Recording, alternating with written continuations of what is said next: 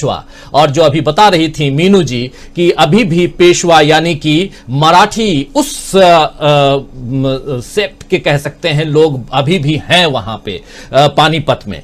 लेकिन ये इतिहास है और इतिहास यही है कि वहां से दिल्ली की गद्दी की ओर बढ़ते हैं लोग। क्या राहुल गांधी यहां एक दूसरा ऐलान करते हैं? दो बातें होती हैं, एक भाईचारे की बात राहुल गांधी करते हैं और दूसरी बात करते हैं कि अगर 2019 में आप याद कीजिए जब गरीबों की बात हुई, जो यहां पर कह रही थी मीनू जी, गरीबों के बारे में भी आप बात कीजिए, मजदूरों के बारे में भी बात कीजिए। जब मंच के नीचे से लोग कह रहे थे तो राहुल गांधी ने कहा कि 2019 में हमने न्याय योजना को इंट्रोड्यूस किया था और कहा था कि हमारी सरकार आएगी तो हम ऐसा लेकर आएंगे। 72,000 रुपए सालाना देने की बात थी, लेकिन अब अगर आई फिर से तो हम उस योजना को लेकर आएंगे अगर हमारी सरकार आई, यानी कि कहीं ना कहीं निशाना चुनाव पे भी है, ये तो जान लीजिए। प्रेम कुमार जी, आपके पास आना चाहता हूं पानीपत की इस भाषण को, राहुल गांधी के भाषण को, और राहुल का साथ देते हुए नजर आए बहुत ही दमदारी के साथ मल्लिकार्जुन खड़गे। इसलिए राहुल गांधी जब भी मंच से नीचे उतरते हैं तो खड़गे साहब का हाथ पकड़ के नीचे उतरते हैं, यानी हम और आप साथ साथ हैं और आपका अनुभव और मेरी ऊर्जा दोनों साथ है। क्या ये सब कुछ नजर आ रहा था? देखिए राजीव जी, राहुल गांधी की यात्रा एक महत्वपूर्ण पड़ाव पर अब पहुंच गई है। दिल्ली से आगे हरियाणा और उसके बाद जम्मू कश्मीर तक जाना है और इस यात्रा के दौरान जो सिम्टम्स देखने को मिल रहे हैं, जो बेचैनी प्रतिद्वंदी राजनीतिक दल में भारतीय जनता पार्टी के खेमे में नजर आ रही है, उसको समझने की जरूरत है, उस सियासत को समझने की जरूरत है। तो उससे पता चलता है कि इस यात्रा का महत्व कितना है और कैसे है। एक आपने देखा होगा कि अन्न योजना को 1 साल के लिए बढ़ा दिया गया। तो ये जो घोषणा हुई थी भारत सरकार की ओर से, इससे पहले तक थोड़े थोड़े समय बढ़ाई जा रही थी, लेकिन अब उसको लंबे समय के लिए बढ़ा दिया गया, जो राहुल गांधी की भारत जोड़ो यात्रा का नतीजा है। आप देखेंगे, आज आप जिक्र भी कर रहे थे कि अमित शाह जी कह रहे हैं कि मंदिर की तारीख हम दे रहे हैं 1 जनवरी 2024। अब जो ये तारीख दे रहे हैं तो इस तारीख को भी भारत जोड़ो यात्रा का नतीजा माना जाए, जो कि अभी त्रिपुरा में चुनाव होना है, मणिपुर में चुनाव होना है, नागालैंड में चुनाव होना है, कि फरवरी मार्च में चुनाव होने। तो चुनाव के समय उन्होंने इस तरह से रामलला का राग छेड़ा है। क्या मैं थोड़ा रुक कर बोलना चाहूंगा, फिर अगले पॉइंट पर आऊंगा। वो ये कि आपको याद होगा महाभारत में कर्ण ने दिव्यास्त्र का इस्तेमाल भीम के पुत्र घटोत्कच पर कर दिया। उसके बाद क्या हुआ? उसके बाद जब निर्णायक लड़ाई का समय आया तो कर्ण के पास हथियार नहीं रह गए थे और उनको हारना पड़ा था अर्जुन के हाथों। तो वही स्थिति है। अगर 2024 के लिए आप रामलला का दिव्यास्त्र रखे हुए थे, उस दिव्यास्त्र को आपको त्रिपुरा में छोड़ना पड़ रहा है। इस बात को समझिए। अगर त्रिपुरा में आप रामलला के भरोसे लड़ रहे हैं तो ये भारत जोड़ो यात्रा का बहुत बड़ा इम्पैक्ट है कि रामलला की शरण में आकर के बीजेपी को त्रिपुरा का चुनाव लड़ना पड़ रहा है। इसके बाद और सिम्टम्स पर गौर करें। आरएसएस के तमाम नेता, राम मंदिर के मुख्य पुजारी, सब लोग भारत जोड़ो यात्रा की तारीफ कर रहे हैं, प्रशंसा कर रहे हैं। और आपने भी बताया कि कैसे आपके नजदीक के अनुभव वाले नजदीक के व्यक्ति जो आरएसएस बीजेपी से संबद्ध है, उनके मुंह से भी निकल रहा है कि राहुल गांधी तो सच बोलता है। और ये अनुभव राजीव जी हम लोगों के पास भी है। तो ऐसे लोग बोलने वाले बढ़ गए हैं जो भारत जोड़ो यात्रा की तारीफ कर रहे हैं, जो राहुल गांधी के स्टैमिना की तारीफ कर रहे हैं, जो जिन लोगों को लगने लगा है कि चाहे चीन से भारत को जो खतरा है इस बारे में राहुल गांधी बोलते हैं, चाहे अमीरों के बारे में बोलते हैं, अंबानी के बारे में बोलते हैं, उनके बारे में बोलते हैं, उन बातों में सच्चाई है। और ये वो जो सच्चाई है, इस सच्चाई को जनता महसूस करने लगी है। यानी वो राहुल गांधी जो पत्ते बोल करके दरकिनार करके जा रहे थे, उस राहुल गांधी के वाणी में, उनके बोल में वजन आ गया है। वजन आना तो आप समझते हैं, मुझे वो फिल्म शराबी याद आ रही है राजू जी, जिसमें अमिताभ बच्चन गाना गाते तो उनको शेर शायरी में वजन नहीं आता है, तो वो ओम प्रकाश जो कलाकार है वो कहते वजन तब आता है जब मोहब्बत में डूब करके जब गाओगे तो वजन आता है। तो राहुल गांधी की जो वाणी में वजन आ रहा है, जनता की मोहब्बत से वो जब जुड़ रहे हैं, जनता के बीच से जब वो गुजर रहे हैं, तब तरह तरह के अनुभवों से करते हुए, सबका साथ सुनते हुए, सबकी आवाज सुनते हुए जब वो आ रहे हैं, तो उनकी वाणी में वो वजन पैदा हुआ है। यही कारण है कि वो सारे, सिर्फ बीजेपी ही क्यों, सिर्फ संघ ही क्यों, दूसरे दलों की भी भाषा बदल गई है। दूसरे दलों ही क्यों, अपनी ही कांग्रेस पार्टी से छोड़कर जो चले गए थे गुलाम नबी आजाद जी के साथ में, वो लोग वापस कांग्रेस में आ रहे हैं। ये सारे सिम्टम्स बताते हैं कि राहुल गांधी ने जनता की नब्ज को पकड़ने में कामयाबी हासिल की है। यही कारण है कि बीजेपी दबाव में है, अपने उसके राजनीतिक कार्यक्रम में दिखता है, सरकार दबाव में है, और विपक्ष के लोग भी एक साझा जो मंच तैयार होना चाहिए, साझी जो राजनीति की जरूरत है, उसके लिए संवेदनशील होने लग गए हैं। यही महत्व है राजीव जी। बिल्कुल बिल्कुल बिल्कुल प्रेम कुमार जी, दोबारा आपके पास आऊंगा। मुझे उम्मीद है कि तब तक आप घर पहुंच गए होंगे, अभी आप रास्ते में हैं। खैर, अगर नहीं पहुंचेंगे फिर भी आप जुड़े रहिए हमारे साथ और इस कार्यक्रम में हिस्सा बने रहिए। और सीधे आना चाहता हूं सुनील शुक्ला जी आपके पास।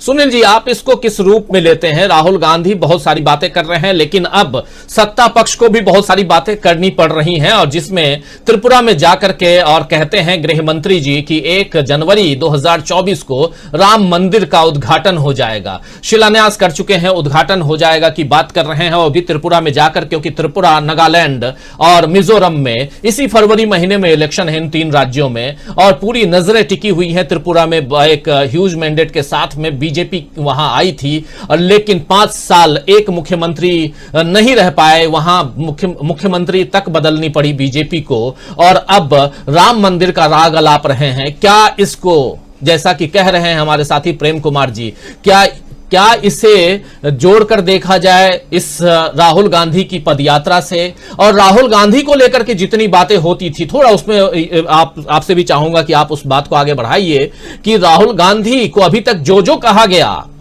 राहुल गांधी अगर वो नहीं रहते तो ये खुद ब खुद तो होता नहीं। राहुल गांधी कहीं से ट्रेनिंग लेके तो आए नहीं है कि हाँ इतना पैदल चलना है और टी शर्ट में ही रहना है। कुछ ना कुछ उनके अंदर रहा होगा जो अब सामने आया है, और इसीलिए राहुल गांधी बार बार मीडिया के मित्रों की तरफ ध्यान दिलाते हैं। आज भी उन्होंने वही सारी बातें दोहराई, और कल भी हम लोग चर्चा कर चुके हैं इस पे कि आखिर क्या कारण है कि पहले राहुल गांधी 2+2 की सरकार कहते थे, अब उसमें मीडिया भी उन्होंने जोड़ दिया है। यानी कि वो समझ रहे हैं कि वार कहां कहां करना है, चोट कहां कहां मारनी है, क्योंकि जब चोट नहीं मारेंगे तब तक पता कैसे चलेगा कि हाँ कहां टेढ़ा है कहां सीधा है। सुनील जी। धन्यवाद राजेश जी। राहुल गांधी की इस पदयात्रा ने जिस तरीके से विपक्ष को लोगों के बीच में स्थापित किया है, उसकी विश्वसनीयता को बढ़ाया है, यह भारतीय जनता पार्टी के लिए एक बड़ी चुनौती, क्योंकि भारतीय जनता पार्टी अब तक यह इस बात की ही कोशिश करती रही है कि विपक्ष को खारिज किया जाए, अविश्वसनीय बनाया जाए, उनको बेईमान और भ्रष्ट साबित करने की कोशिश की जाए। इसके लिए तमाम तरह के उपक्रम रचे गए, लेकिन वह स्थितियां अब बदलती नजर आ रही। और राहुल त्रिपुरा में अगर अमित शाह जी ने जो बात आप कह रहे हैं, वो फिर गलत जगह पे गलत बात कही जा रही है। त्रिपुरा में राम मंदिर का कोई असर नहीं होगा, एक अलग तरह का राज्य है। उसका कारण केवल है कि त्रिपुरा में अभी हाल ही में भारतीय जनता पार्टी के कई नेताओं ने इस्तीफा दे दी जो इस पार्टी में शामिल हुए थे। एक राजनीतिक परिवर्तन की स्थिति वहां पे है, और यह भारतीय जनता पार्टी को लग रहा है। अब जब आप अपने सामने अपने गवर्नेंस के परिणामों को, उपलब्धियों को उपायों को, उपक्रमों की चर्चा आप नहीं कर पा रहे हैं, अगर आप नोटबंदी की उपलब्धि नहीं बता पा रहे हैं, अगर आप आत्मनिर्भर भारत के नारे की उपलब्धि को नहीं बता पा रहे हैं, अगर आप किसानों की जो मांगे थी उनकी उपलब्धियों के बारे में कोई बात आप नहीं कर पा रहे हैं, अगर आप शिक्षा को सर्वसुलभ बनाने की कोशिशों के बारे में कोई आप जवाब नहीं दे पा रहे हैं, देश की आर्थिक नीतियों को लेकर के जो सवाल खड़े किए जा रहे हैं विपक्ष की ओर से, उसका जवाब आप नहीं दे पा रहे हैं, तो आप कहेंगे क्या? आपके पास सामने विकल्प क्या बचता है? आप यही बात करेंगे कि हम राम मंदिर का निर्माण कर रहे हैं, लेकिन क्या राम मंदिर के निर्माण का असर त्रिपुरा में पड़ेगा? बिल्कुल नहीं पड़ेगा। जैसे हिमाचल प्रदेश में जाकर के इन लोगों ने यूनिफाइड सिविल कोड की बात की, हिमाचल प्रदेश में यूनिफाइड सिविल कोड का इश्यू ही नहीं है। सवाल है कि वहां पे अल्पसंख्यकों की संख्या 2% से भी कम है, तो वहां पे अगर आप इसकी बात करते हैं तो इसका कितना असर पड़ेगा? बिल्कुल नहीं पड़ेगा। तो अब ये स्थिति राहुल गांधी ने अब इस यात्रा के आने के बाद हालात ये बन गए हैं कि राहुल गांधी राजनीतिक मुद्दों पर सीधे सीधे हमला करना शुरू किया। आप याद कीजिए कि तमिलनाडु जब यात्रा शुरू हुई तब वो राजनीतिक मुद्दों पे बोल नहीं रहे थे, अब आकर के उन्होंने सरकार पर सीधे हमला करना शुरू किया, सरकार के नीतियों पर सीधे हमला शुरू कर दिया। पिछले दिनों से शुरू कर दिया है, लेकिन एकदम आमने सामने खड़ा है। अब भारतीय जनता पार्टी के सामने उन चीजों का जवाब देना है। राहुल गांधी के ऊपर से राहुल गांधी का चीन से संबंधित जो बयान था उसको लेके कहा गया कि राहुल गांधी ने सेना का अपमान किया। बड़े तरीके से राहुल गांधी ने इसका जवाब दिया कि अगर हम अग्निवीर योजना, जिसकी वजह से सेना को कमजोर किया जा रहा है, अगर हम उसकी बात करते हैं तो सेना की तारीफ कौन कर रहा है? सेना के पक्ष में कौन खड़ा है? वो लोग खड़े हैं जो सेना को कमजोर करने की कोशिश कर रहे हैं अपने कार्यक्रमों और नीतियों की वजह से, या वो लोग जो इसका विरोध कर रहे हैं। तो निश्चित रूप से जिस तरीके से राहुल गांधी ने सरकार के कार्यक्रमों नीतियों पर हमला किया है वह एक बड़ी उपलब्धि है और जनता उसको सुन रही है।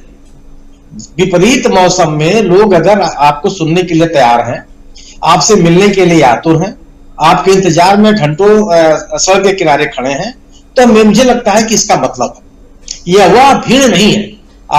यह वो भीड़ नहीं है जो केवल आती है और चली जाती है। अपने ये वो लोग हैं जिनके मन में विपक्ष के प्रति, कांग्रेस के नेता राहुल गांधी के प्रति एक हो सकता है कि बात सुनने की ललक, और इसमें हर आयु वर्ग के लोग, बच्चे हैं, युवा हैं, बूढ़े हैं, महिलाएं हैं, सभी वर्गों के लोग, किसान हैं, और अपनी अपनी बात कर रहे हैं और अपने अपने मुद्दों पर कांग्रेस की और खासतौर से राहुल गांधी की क्या सोच है उस पर सुनना चाहते हैं उनको। और यह ऐसी भीड़ नहीं है जो केवल चुपचाप खड़ी है, एक तरफा संवाद नहीं है। यह वो लोग खड़े हैं जो बाकायदे आप रिस्पॉन्सिव, जो जवाब देते हैं, आप सुन करके अपनी प्रतिक्रिया देते हैं। तो अगर प्रतिक्रिया देने वाले लोग और सक्रिय लोग अगर आपके साथ चल रहे हैं, आपको समर्थन दे रहे हैं, तो निश्चित रूप से यह इस नेता, उस पार्टी के लिए बढ़ता हुआ जनाधार, और बढ़ता हुआ जनाधार जब आपके पास बनेगा तो निश्चित रूप से सत्तारूढ़ दल के लिए चुनौती हो। हरियाणा में जहां पे लगातार दूसरी बार भारतीय जनता पार्टी जीत करके आई है, उस राज्य में पानीपत में अगर इतनी बड़ी संख्या में लोग राहुल गांधी को सुनने के लिए इकट्ठे हैं, सड़क के किनारे उनसे मिलने के लिए आतुर हैं, तो निश्चित रूप से सत्तारूढ़ दल के प्रति बहुत बड़ी टिप्पणी। इसको ये दीवारों पर लिखा हुआ एक साफ साफ नारा है कि इनकम्बेंट के खिलाफ किस तरीके से लोगों के मन में एक माहौल है जी। क्योंकि सरकार बीजेपी के सामने, बीजेपी अपने गवर्नेंस की बात ही नहीं कर रही है। क्या 2014 में विपक्ष राम मंदिर बनाने के नाम पर आई थी? आपने ये कहा था कि नरेंद्र मोदी की सरकार के नेतृत्व में वो सरकार बनेगी जिसने गुजरात मॉडल के नाम पर डेवलपमेंट किया था, और डेवलपमेंट की बात करके आ पाए थे, लोगों की समस्याओं का समाधान करने की बात करके आ पाए थे। आपने ये कहा था कि राम मंदिर हमारी आस्था का विषय है, हमारे राजनीतिक मुद्दा नहीं है। लेकिन डेवलपमेंट की बात करते करते आप चले आए पोलराइजेशन की राजनीति करने के लिए, केवल राम मंदिर और काशी विश्वनाथ के कॉरिडोर। सवाल यह है कि क्या मूलभूत समस्याओं, मूलभूत मुद्दों को संबोधित किए बगैर कि केवल मंदिर की बात करने से आप लोगों को संतोष कर सकते हैं? ये बड़े हम अपने पूर्वजों से सुनते चले आए हैं कि भूखे भजन न हो गोपाला जी। अगर व्यक्ति का पेट नहीं भरा है तो कब तक भजन करेगा? और जो रोजगार के मुद्दे पर आप बात करने के लिए नहीं तैयार है, जो सीधे सीधे लोगों के जीविका से जुड़ा हुआ है। किसानों की समझ, आपने कहा था किसानों की आय दोगुनी हो जाएगी, क्या आपने हासिल किया? उस पर आप बात करने के लिए तैयार नहीं है। गोया कि अगर आप अपने मुद्दों पर, जनता के मुद्दों पर जवाब नहीं देंगे, और राहुल गांधी ने जिस आक्रामकता के साथ अपनी लोगों के सामने अपनी बात रखी है और जिस तरीके से उनका जन स्वीकृति बढ़ी है, निश्चित रूप से यह सत्तारूढ़ दल के लिए बड़ी चुनौती है। और विपक्ष को एक बड़ी साख जिस तरीके से दिया है, वह आने वाले दिनों के लिए भी भारतीय जनता पार्टी के लिए बड़ी चुनौती साबित होगी। जी बिल्कुल बिल्कुल सुनील जी, आने वाले समय में बहुत सारी चुनौतियां नजर आएंगी और सियासत उसी के इर्द गिर्द हम नाचते हुए देखेंगे सियासत को, और लड़ाई शायद और मुश्किल होगी आने वाले समय में सत्तारूढ़ दल के लिए। हमारे साथ जुड़ गए हैं अजय शुक्ल जी। अजय जी, आपका स्वागत करता हूं इस कार्यक्रम में। और बहुत सर्दी है और इस सर्दी में भी राहुल गांधी का उत्साह उस टी शर्ट में बना हुआ है।